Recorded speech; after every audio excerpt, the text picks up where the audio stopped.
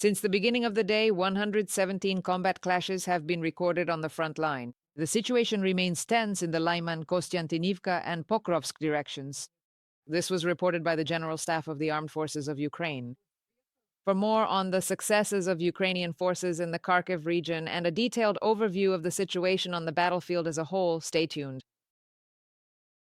The defense forces are achieving success in the Kupyansk direction, particularly within the city itself. As noted by Ukrainian military personnel, the Russian occupiers used various tactics to infiltrate Kupyansk. In particular, sabotage and reconnaissance groups entered and disguised themselves in civilian clothing. However, the enemy was unable to gain a foothold there. The defense forces blocked the invaders on the northern outskirts, cutting off their ability to slip into the city.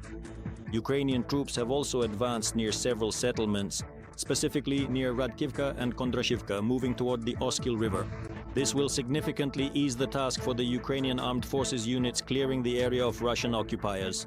The latter have entrenched themselves in the forested area. However, the soldiers of the 475th Battalion Kaut 9-2 managed to strike them, cutting off their electricity and reducing their vehicle fleet by several motorcycles and ATVs. In those areas, including Kupyansk, where the enemy had infiltrated over a fairly long period of time. Regarding Kupyansk, I have a strong hope that we will succeed. Maybe not tomorrow, but soon, in the near future, we will be able to fully stabilize the situation on this section of the front. And in general, notice that the enemy is sending fewer and fewer assault groups into the Kupyansk area. But what are they trying to do instead? They are trying to expand the territory under their control to the north of Kupyansk, attempting to unite several invasion footholds in the border area in the northeastern border region of Kharkiv Oblast in order to expand that so-called sanitary zone. Meanwhile, in the Lyman direction, the enemy attacked in the areas of the settlements of Novomikhailivka, Druzulyubivka, Rekivka and Stavki. On the Kostiantynivka section of the front, Ukrainian defenders repelled Russian assaults near Pleshchevka, Shcherbinivka, Rusinoyar and Sofiivka. And in the Pokrovsk area, the invaders tried to advance toward the positions of Ukrainian forces near Rodinske, Mirnohrad, Lisivka, Kotlin, as well as in the direction of Udakhne and Filia. Rodinska has been almost completely cleared of enemy presence. Fighting is taking place in the area of Kotlin as of May 1st.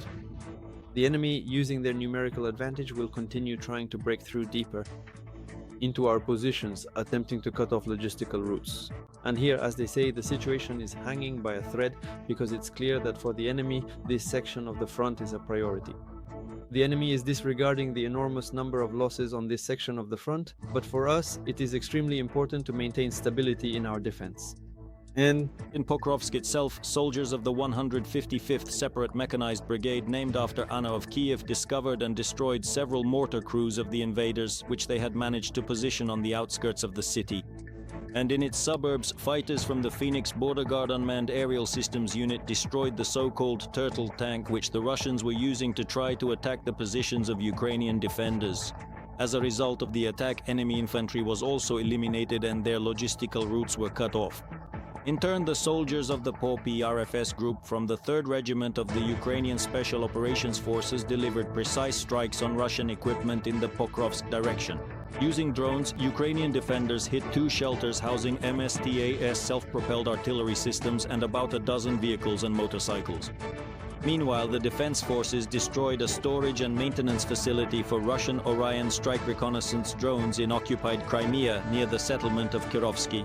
The day before, fighters from the Pitaki Magyara unit had already shot down one of these drones in the air, and the elimination of the storage facility in Crimea became a logical continuation of this operation. And over the past day, Ukraine's defense forces have eliminated another 1,180 Russian occupiers. Thus, according to the General Staff of the Armed Forces of Ukraine, the total combat losses of the Russian army since the start of the full-scale invasion have already exceeded 1,155,000 personnel. In addition, Ukrainian fighters destroyed 11 armored vehicles, 2 air defense systems, shot down 141 operational tactical UAVs, and eliminated 90 units of enemy automotive and special equipment.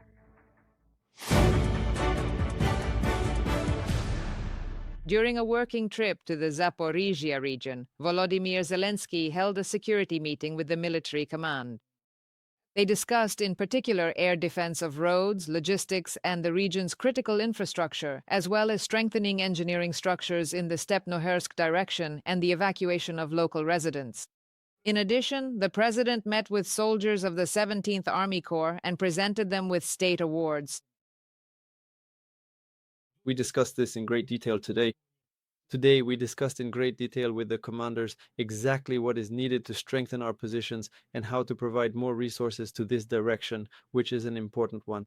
I am grateful for the comprehensive information about the specific challenges here in the Zaporizhzhia region, especially in the Huliaipol areas, as well as the Kamyansky directions. Tomorrow I will hold a meeting specifically focused on this region, on the defense of Zaporizhzhia, and on all the issues that have been raised. Ukraine has received a new tranche from the European Union in the amount of 5.9 billion euros. These are funds from the income of frozen assets of the Russian Federation. This was announced by the President of the European Commission, Ursula von der Leyen.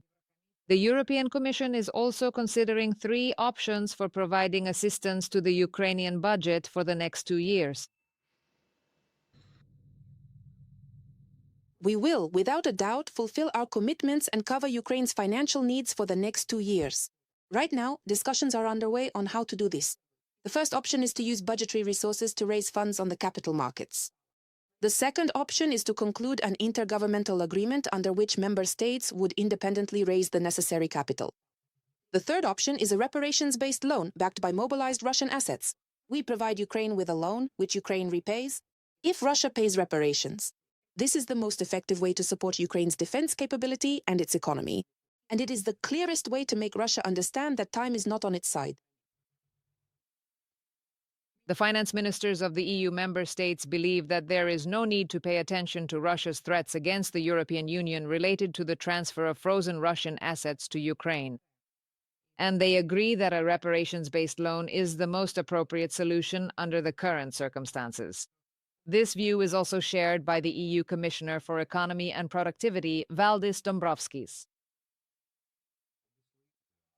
The reparations loan option is the most reasonable means of quickly overcoming Ukraine's funding shortfall without imposing significant additional fiscal burdens on the member states. Given the problems and challenges Ukraine is facing, the support should primarily take the form of grants. Therefore, an alternative option for the EU would be to finance the reparations loan to Ukraine through borrowing rather than by using cash balances from frozen Russian assets. I think it's important to remember that the European Union as a whole is in a situation of hybrid war with Russia, and any one of us could find ourselves under threat at any time and under any circumstances. For example, many countries have encountered drones appearing in their airspace. To be honest, I believe this is the new normal, and we should not allow instances where we are exposed to Russian hybrid warfare to frighten us or delay real support for Ukraine. As noted by Ukraine's Ministry of Finance, the funds received under the Air Loans and Ukraine Facility programs will be allocated to priority expenditures of the state budget. This concerns the social and defense sectors as well as the country's reconstruction. Ukrainian President Volodymyr Zelensky emphasized the importance of support for Ukraine from its partners. It is important that the air loans mechanism is funded from the proceeds of frozen Russian assets, which already makes Russia pay for its aggression. Only pressure can work for the sake of peace, and that is why we must intensify efforts to use Russian assets. We are counting on a prompt political decision regarding the reparations loan and the full use of these funds to defend Ukraine. Volodymyr Zelensky, President of Ukraine, on Telegram. Italy is ready to provide any assistance to Ukraine, as stated by Italian Foreign Minister Antonio Tajani. He also recalled that the 2024 compromise to provide Kyiv with 50 billion euros in loans from the proceeds of frozen Russian assets was agreed upon during Italy's G7 presidency. I would add that, as of today, Rome has allocated more than 100 million euros to support Ukraine's energy resilience. We are ready to provide Kyiv with all possible assistance, focusing on energy and humanitarian resilience, as well as defense, for which the 12th package of military aid is currently being prepared. We will provide new generators and technologies to restore damaged power plants, as well as financial and technical support. Antonio Tajani, Italy's Minister of Foreign Affairs, and a statement from the Italian Foreign Ministry. Ukraine's international borders cannot be changed by force, and an immediate ceasefire is a necessary condition for stabilizing the situation on the battlefield. This is stated in the final declaration of the G7 foreign ministers, whose meeting took place in Canada. The summit was also attended by the head of Ukraine's foreign ministry, Andriy Sybiha. The participants reaffirmed their unwavering support for Kiev in defending its own territories against Russian aggression. The group of 7 countries are also considering the use of frozen Russian assets to support Ukraine and its defense needs. Sybiha noted that the main goal is to make the cost of the war unbearable for Putin. In addition, the minister held a number of meetings with the foreign ministers of Japan, India, Brazil, Saudi Arabia, as well as with the president of the World Congress of Ukrainians. With his Japanese counterpart in particular, they discussed the energy situation in Ukraine. They also talked about Russian terror, a ceasefire, and achieving peace. Japan is our leading partner in Asia. We are grateful to the Japanese government and people for their steadfast support of Ukraine, including in the areas of demining and reconstruction. I informed them about Russia's terror against our energy system and shared a list of priority energy needs ahead of the winter. I invited Toshimitsu Motegi to visit Ukraine at the earliest convenient time. Andriy Sybiha, Minister of Foreign Affairs of Ukraine, on the social network X. The United Kingdom will allocate more than $17 million for the restoration of Ukraine's energy infrastructure, announced UK Foreign Secretary Yvette Cooper at a meeting of the G7 foreign ministers. The funds will be directed towards repair work in the energy sector and assistance to those affected by Russian shelling. The security of Ukraine is our security, emphasized Yvette Cooper. My colleague Victoria Chistyukina will tell you more about the support from Kiev's partners. Russia is trying to leave Ukrainians without electricity and heating in the winter, which is why it deliberately targets power generation facilities and electricity distribution networks. As of November 12th, about 27,000 residents in 3 regions, Odessa, Dnipropetrovsk, and Zaporizhzhia, were without electricity. Restoration work is ongoing everywhere the security situation allows, according to the government. Due to the consequences of previous attacks, consumers in the Odessa region remain without electricity. More than 12,000 subscribers. In Dnipropetrovsk region, 8,600, and in Zaporizhzhia, about 6,500. The situation remains difficult in the frontline and border regions. From a statement by the Ministry of Energy of Ukraine on Telegram, in most regions of Ukraine, hourly blackout schedules are in effect. Restrictions on consumption for businesses also remain in place for now. Before Russia's war against Ukraine began, the company Centrenergo owned 3 thermal power plants. One of them, the Vukhlehirska TPP, is located in the part of Donetsk region occupied by Russia. As a result of a massive Russian shelling on November 8th, the company was effectively deprived of the ability to generate electricity. Since the start of Russia's full-scale invasion of Ukraine, Centrenergo has repeatedly reported losses in generation capacity due to Russian attacks. And each time, the energy workers restored the capacity. Each time the enemy strikes even harder, even more cynically. But we will once again do what we do best, overcoming fatigue and the pain of loss, to restore, repair, and implement new generation capacity. Because there is no other choice. Ukraine is unbreakable. Ukrainians cannot be broken. From a statement by the joint stock company Centrenergo on Facebook. Thousands of people are restoring Ukraine's energy system after Russian shelling. President Volodymyr Zelensky emphasized that in most regions, repair crews, energy workers, and utility services are working around the clock.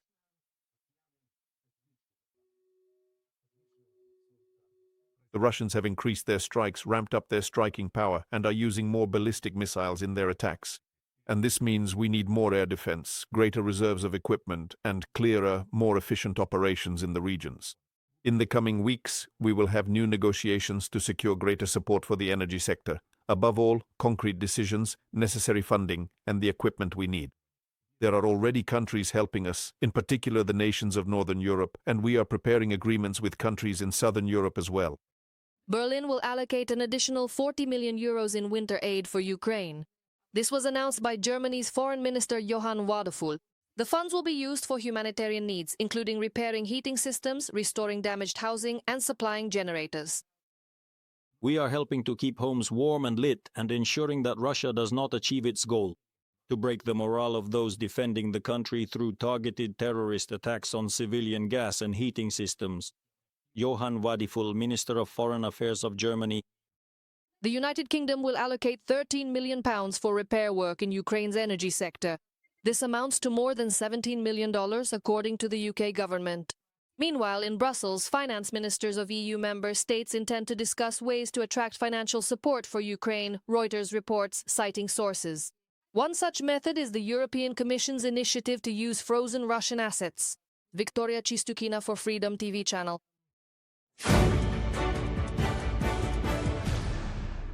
Russia plans to relocate residents of currently occupied Ukrainian territories to Siberia.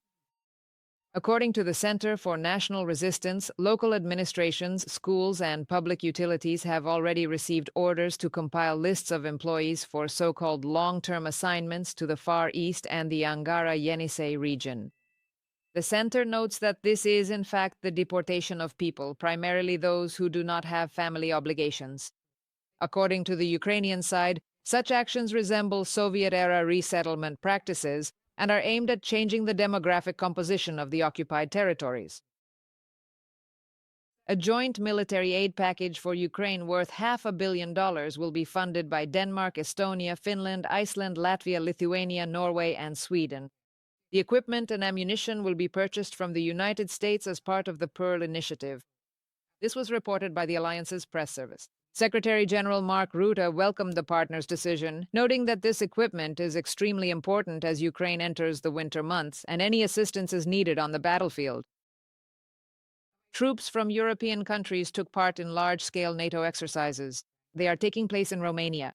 The maneuvers, called Deechenfold 2025, have been held since mid-October and are aimed at testing the alliance's readiness to defend the countries on the eastern flank.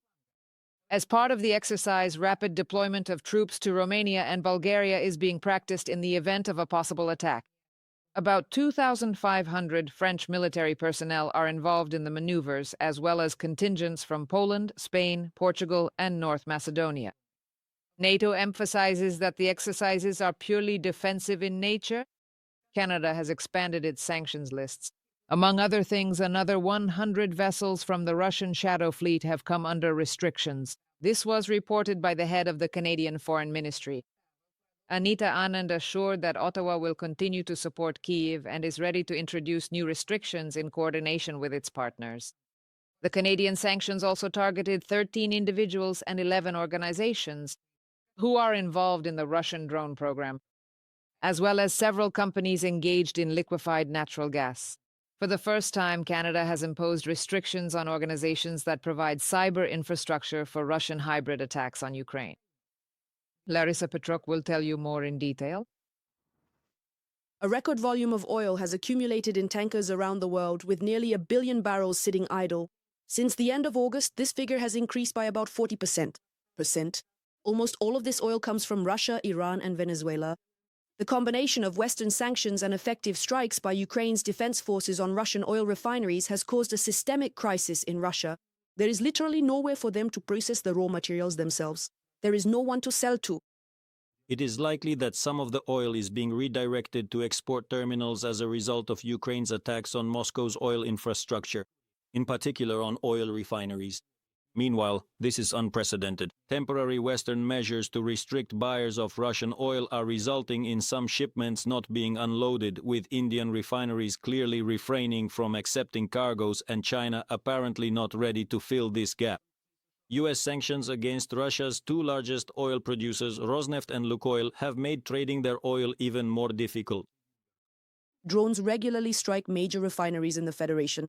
The facilities simply do not have time to recover. One example is the plant in Orsk-Orenburg region. Since the beginning of October, it has been hit twice.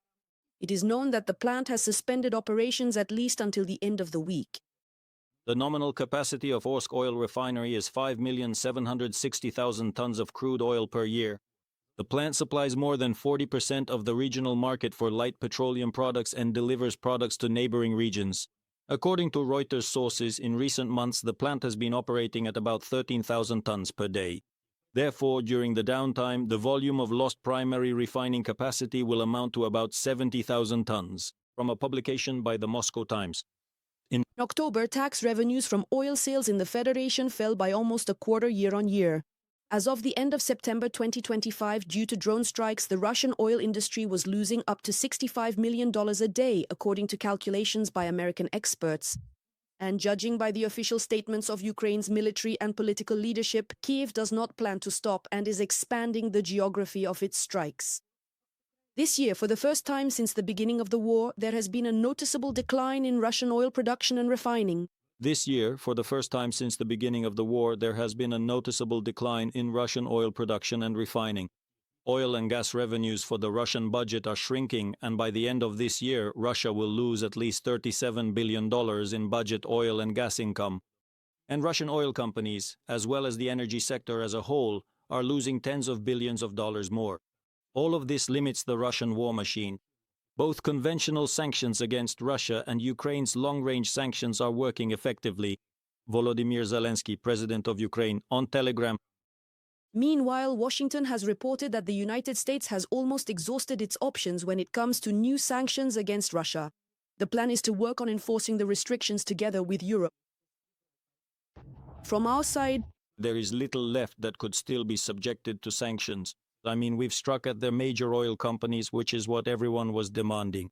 Obviously, these sanctions need to be implemented, and it will take some time before their effect becomes noticeable. But, I don't know what else can be done. We are running out of options for imposing further sanctions in this regard. Meanwhile, Europe intends to increase sanctions pressure on the aggressor in the energy sector. Not only Russian oil exports are under threat, but also liquefied natural gas. Germany's Ministry of Economy has announced that there are legal grounds for terminating a contract with one of Gazprom's subsidiaries. The agency refers to the Repower EU plan to reduce dependence on Russian energy resources and the latest package of sanctions against Moscow.